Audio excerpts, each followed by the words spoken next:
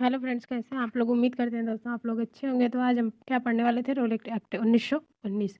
इसके पहले हम लोगों ने 1918 तक पढ़ लिया था। चंपारण आंदोलन, खेड़ा सत्याग्रह और अहमदाबाद मिल मजदूर आंदोलन, ये सारे टॉपिक हमने कवर कर लिया था। अगर आपने नहीं देखा हो तो प्लेलिस्ट में जाके देख सकते हैं।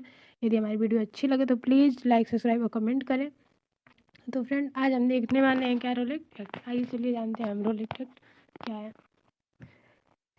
तो एक रोलेक्ट एक्ट जो है ना, एक रोलेक्ट अधिनियम, इसे बनाने के लिए एक कमेटी गठित की गई थी। उस कमेटी का नाम क्या था, सेडिशन समिति।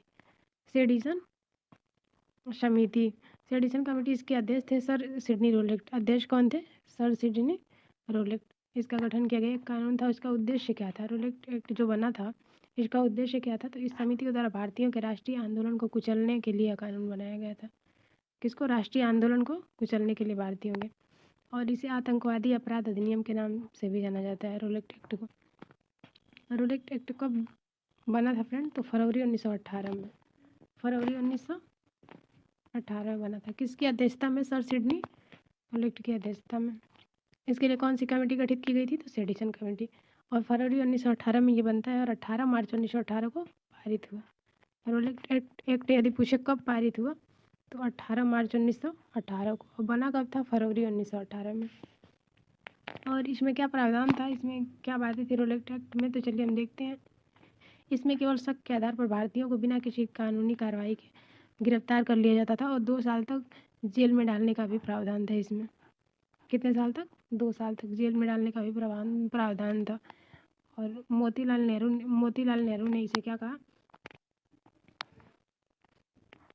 मोतीलाल नेहरू ने इसे बिना अपील, बिना वकील व बिना दलील वाला कानून कहा। क्या कहा, बिना अपील, बिना वकील और बिना दलील वाला कानून कहा। और महात्मा गांधी ने इस कानून को क्या कहा, काला कानून। महात्मा गांधी ने इसको क्या कहा, काला कानून। और इस रोलेक्ट एक्ट का, ये रोलेक्ट एक्ट का 6 अप्रैल 1919 को रोलेक्ट एक्ट के विरोध में एक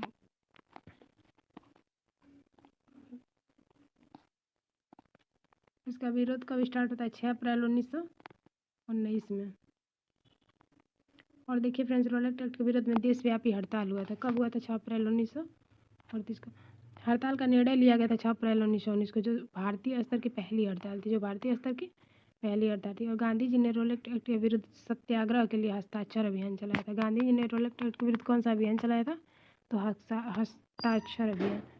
और ये फ्रेंड कब रोलेक्ट एक्ट के विरोध में एक व्यापक हड़ताल करने की बात कब की गई थी, कब निर्णय लिया गया था, 6 अप्रैल 1919 को।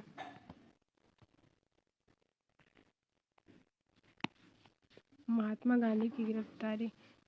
एनी बेसेंट ने गांधी जी का मजाक उड़ाते हुए उन्हें राजनीतिक बच्चा कहा था। और इन्हीं हिंसक घटनाओं के कारण गांधी जी पंजाब और दिल्ली में प्रवेश पर रोक लगा दिया। रोलेक्ट एक्ट का जब विरोध हुआ तो दिल्ली में प्रवेश वर्जित था। ठीक है, गांधी जी को स्वामी सहजानंद सरस्वती ने दिल्ली बुलाया था। और दिल्ली में प्रवेश जैसे ही गांधी जी करते हैं, दिल्ली के परवल हरियाणा में गांधी जी जैसे ही प्रवेश करते हैं, इन्हें गिरफ्तार कर लिया जाता है और करके बम्बई ले जाकर क्या किया जाता है, छोड़ दिया जाता है। तो इस और हमने देखा रोलेक्ट एक्ट के बारे में। और रोलेक्ट एक्ट के विरोध में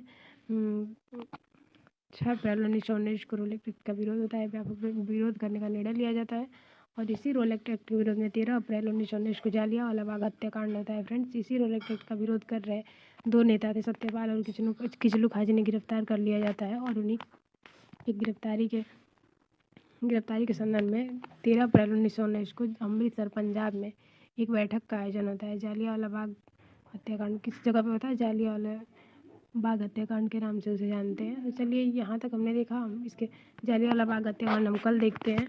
आज का हमारा क्लास यहीं समाप्त हो रहा है फ्रेंड्स, तब तक के लिए धन्यवाद।